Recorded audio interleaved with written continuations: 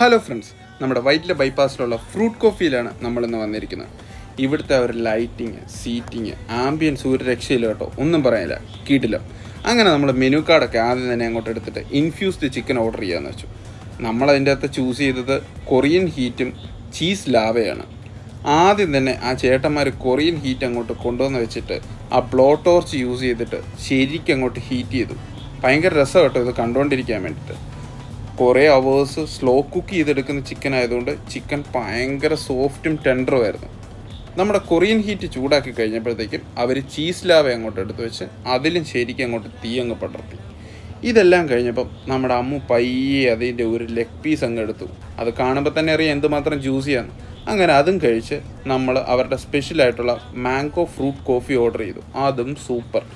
അങ്ങനെ ഇതെല്ലാം കഴിഞ്ഞ് നമ്മൾ വയറും മനസ്സും നിറഞ്ഞ് തിരിച്ച് വീട്ടിലേക്ക് പോയി. അപ്പോൾ ബൈ.